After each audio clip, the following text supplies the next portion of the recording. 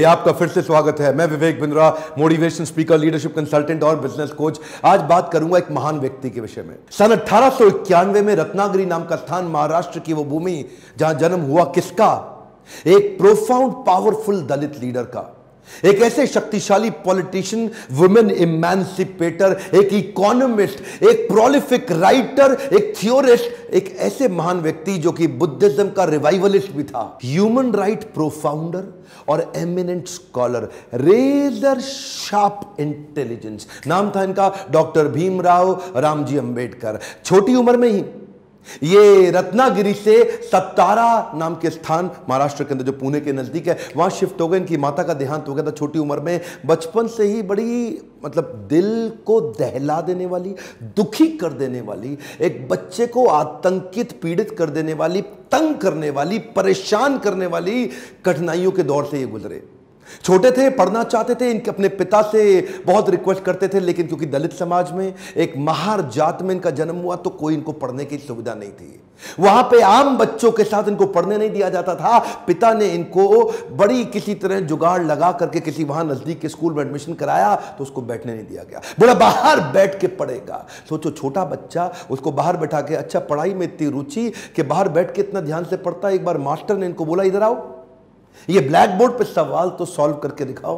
अच्छा, ये black board पे सवाल सॉल्व करने गया तो अचानक बच्चे चिल्लाए, मास्टर जी नीची जाति का है। और इतना ही नहीं, बच्चे चिल्ला के भागने लगे ब्लैक बोर्ड की तरफ। ये हैरान हुआ क्यों भागे, तभी देखा सारे बच्चों ने अपने अपने टिफिन उठाए, वहां से उठा के पीछे करने लगे, धक्का मारने लगे। क्यों?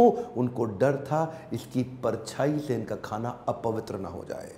ऐसे कई छोटे धक्के इसको लगी। पानी एक बार कुएं से क्या पी लिया, इतनी मार पड़ी इसको, इतना फिजिक, एक छोटे बच्चे को सहनी पड़ी इतनी मार। एक बार रिक्शे वाले ने रिक्शा से उतार दिया।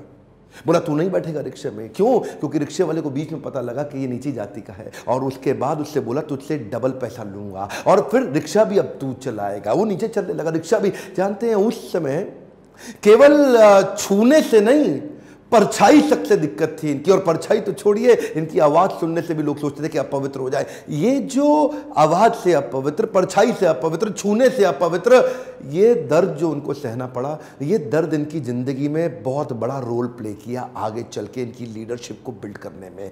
जानते हैं, संस्कृत नहीं पढ़ाई जा रही थी। बोलते संस्कृत तो ब्राह्मणों के पढ़ने के लिए, तेरे पढ़ने के लिए तो है नहीं, स्कूल से निकाल दिया जाता। तो सायाजी महाराज गायकवाड़ नाम के एक राजा वहीं हुआ करते थे, जिन्होंने इसकी तकलीफ को समझा और वो इनकी तकलीफों को पहचानते थे। बहरहाल इनकी पढ़ने की इतनी इच्छा को देख के उन्होंने इसको स्पॉन्सर किया, स्कॉलरशिप दी, ताकि ये जाके वेस्ट में लंबी पढ़ाई कर सकें। देखिए, ध्यान दीजिए, बात आज की नहीं है, बात 110 साल पुरानी है। 1908, 1909, उस समय एक कौन, सबसे निचले पायदान से उठा हुआ महार जात का लड़का जाकर के इंटर करके आया इंग्लिश में मुंबई से। उसके बाद वही बीए करी, पॉलिटिकल साइंस और इकोनॉमिक्स में। रुका नहीं, तुम मुझको यहां नहीं पढ़ने दोगे, मैं जाऊंगा दुनिया की बेस्ट यूनिवर्सिटी में, रोक के तो दिखाओ। और वही स्कॉलरशिप लेकर के निकल गया न्यूयॉर्क, कोलंबिया यूनिवर्सिटी जाकर के उसने पहले तो एमए करी, पॉलिटिकल साइंस, इकोनॉमिक्स, हिस्ट्री और सोशियोलॉजी में। उसके बाद पीएचडी करने निकला। यहां नहीं रुका, लंदन स्कूल ऑफ इकोनॉमिक्स चला गया। लंदन स्कूल ऑफ इकोनॉमिक्स जाके वहां एमएससी किया, उसके बाद लॉ की पढ़ाई किया, फिर उसके बाद डॉक्टरेट किया, किताब के ऊपर अपनी थीसिस लिखी। ये वही किताब थी जिसके ऊपर आगे जाकर के रिजर्व बैंक ऑफ इंडिया को बनाया गया। महाराजा और बड़ौदा से उनका प्रेम इतना था ना, वो जो सायाजी गायकवाड़ जिन्होंने इनको स्कॉलरशिप दिया था, पढ़ने में इनकी मदद करी थी, दुनिया भर में पढ़ के उनका प्रेम भूले नहीं, वापस उनके पास आ गए। बोला आप दुनिया भर में पढ़ के आए हूं, आपकी सेवा में आना चाहता हूं। तो उनको मिलिट्री सेक्रेटरी की नौकरी दे दी गई, और उस समय ये नौकरी बड़ी मानी जाती थी। अब ये बड़ी पदवी पे तो आ गए थे, लेकिन वो छुआछूत ने इनका पीछा थोड़ी छोड़ा। वहां भी जो सरकारी पियोन होता था ना, वो उनको फाइल दूर से फेंक के दिया करता था। बोला तू नीच जात का है, आज गद्दी पे बैठ गया तो क्या, दूर से फाइल फेंकते थे, उसके पास नहीं जाते थे। उनको खाने के लिए बोलते थे बाहर जाके खा। आज भी वो कुएं से पानी नहीं पी सकते थे, इतनी एग्जॉल्टेड पोजीशन पे। बाबा साहब अंबेडकर की तकलीफों का सिलसिला थमा थोड़े ही। अभी तो रमाबाई जिनसे उनका विवाह हुआ था, उनके साथ उनकी 5 संतानें हुई, लेकिन 4 संतानें एक के बाद एक इलाज की सुविधा ठीक से ना मिल पाने के कारण उनके जीवन से चलती चली गई। 4 बच्चों का देहांत हुआ, एक बच्चा बचा, लेकिन पत्नी भी आगे चल के लंबा साथ नहीं दे पाई, वो भी लंबी बीमारी के चलते उनका भी देहांत हो गया। बाबा साहब अंबेडकर, जो अब इस समय कोई भी आदमी टूट सकता था, जिसका अपना स्वाभिमान ही खत्म हो जाए, लेकिन ये क्या किए, ये साथ साथ अपने देश के लिए लड़ते रहे और घर की तकलीफों से अपने आप को रुकने नहीं दिया। सत्याग्रह पे निकल गए। 1927 के इस महान सत्याग्रह में ये जिद पे अड़ गए कि सब दलितों को कुएं से पानी पीने का अधिकार दिला के रहूंगा। सार्वजनिक स्थान है, किसी का प्राइवेट नहीं है, जो सरकारी स्थान है, वहां पे एक इंसान दूसरे के साथ पानी क्यों ना पी सके। देखिए गलत तो एक्चुअली हो रहा था। जो दलित औरतें थी ना, उनको साड़ी भी पहनने का, पांव को ढक के उठा के साड़ी पहननी पड़ती थी। इन्होंने पहली बार अधिकार दिलाया, पूरी नीचे तक आम औरतों की तरह पांव को ढक के साड़ी पहनने का अधिकार। उसके बाद बोले कम्युनल इलेक्टोरेट की मांग कर दी इन्होंने। कम्युनल इलेक्टोरेट में ये चाहते थे कि कम्युनिटी के आधार पे हमारी वोटिंग की सुविधा अलग हो। उसमें थोड़ा गांधी जी अड़ गए, क्योंकि गांधी जी जानते थे कि ये अंग्रेज लोग मिल करके हमारी सारी जातियों को तोड़ के अलग कराना चाहते। गांधी जी ने इनको समझाया।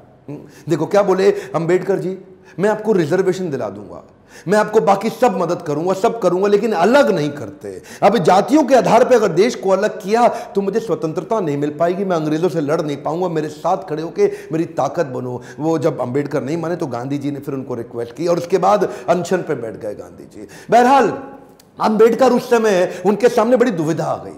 वो सोचे एक तरफ मेरी अपनी जाति के लोग, मैं उनकी मदद करूं, और एक तरफ देश में आंदोलन लड़ रहे हैं गांधी, उनका जीवन, इनके जीवन का त्याग ना हो जाए, कहीं ऐसा जीवन ना खत्म हो जाए। उन्होंने गांधी जी को समझाया, बोला ठीक है आप अपना अनशन छोड़िए। पूना पैक्ट वहां साइन किया गया, और पूना पैक्ट जब साइन किया उस समय इन्होंने रिजर्वेशन तो कम से कम कंट्रोल में कर लिया। The evolution of provincial finance in British India नाम की इनकी किताब, द प्रॉब्लम ऑफ रूपी नाम की ये 2 किताबें, जिसके आधार पे आरबीआई की स्थापना हुई। मैं दोबारा बोल दूं क्या, इन्होंने जो किताबें लिखी उसके आधार पे आरबीआई की स्थापना करी गई। कैन यू इमेजिन, भारत के सबसे निचले पायदान से आया एक यंग लड़का जिसकी कोई मदद करने वाला नहीं, आज उसकी बुद्धि पे आधारित हमारे कॉन्स्टिट्यूशन की स्थापना भी की जाएगी। इनकी ज्ञान, बुद्धि और कौशल का लोहा इंडियन लीडर्स और ब्रिटिश लीडर्स दोनों मानते थे। 1947 में भारत आजाद हुआ और गांधी जी के पास नेहरू अपनी पूरी कैबिनेट की लिस्ट लेकर के आए। जब नेहरू, जो कि स्वतंत्र भारत के पहले प्रधानमंत्री होने थे, पूरी कैबिनेट की लिस्ट लेके पहुंचे और बताया कि देखो इनको मैं तो तभी गांधी ने पूछा इसके अंदर बाबा साहब अंबेडकर का नाम कहां है, और वहीं थोड़ी उनकी बहस हुई और गांधी ने बोला कि नेहरू ये तुम्हारी कैबिनेट नहीं है, ये आजाद भारत की कैबिनेट है। तभी उनको कानून मंत्री के रूप में लिया गया, और न केवल कानून मंत्री बल्कि तुरंत जो ड्राफ्टिंग कमेटी थी इंडियन कॉन्स्टिट्यूशन की, उसका चेयरमैन भी बना दिया गया। इनकी इंटेलिजेंस के आगे कोई कुछ बोल नहीं सकता था। जो इनसे सहमत थे, असहमत थे, दोनों जानते थे कि इस आदमी में बुद्धि बहुत है। बहरहाल मन तो है कि मैं घंटों तक इनके विषय में बात करूं, एक्चुअली मन भरता नहीं है इनके विषय में बात करते हुए। इतने बुद्धिमान व्यक्ति, आगे चल के इन्होंने हिंदू कोड बिल और महिलाओं के लिए बड़े कानूनों के अंदर कई बदलाव लाए। ये वो पॉलिटिकल लीडर नहीं थे जो सत्ता के लिए लड़ते थे, ये लड़ते थे उनके लिए कि देश में कमजोर हिस्से को उठाना देश के हर लीडर की जिम्मेदारी। एक हम टाइम ध्यान दीजिए, चाहे वो महिलाएं हो, चाहे वो जाति धर्म के आधार पे हो, कमजोर हिस्से को आगे बढ़ाना, सपोर्ट करना, तभी देश आगे चलेगा। खुशहाली आएगी तो फायदा सबका होगा। कम ऑन, ध्यान दीजिए, पूरे देश में खुशहाली आएगी तभी फायदा सबका होगा। इनकी भाषा में, इनके भाषण में, इनकी चर्चा में, इनके आचरण में, इनकी किताबों में और ड्राफ्टिंग कमेटी में चेयरमैन होते वक्त कॉन्स्टिट्यूशन को लिखने में सहनशीलता लगातार दिखती रही। अहिंसा परमो धर्म, बौद्ध धर्म को अपनाने लगे।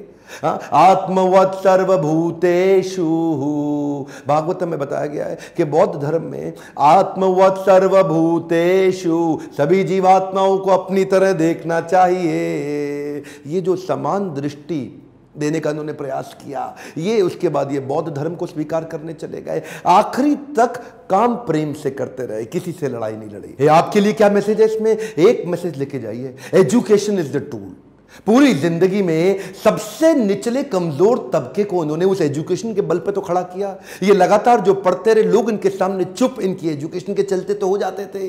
कोलंबिया यूनिवर्सिटी आगे चल के इनको number 1 scholar in the world की उपाधि से नवाजा गया।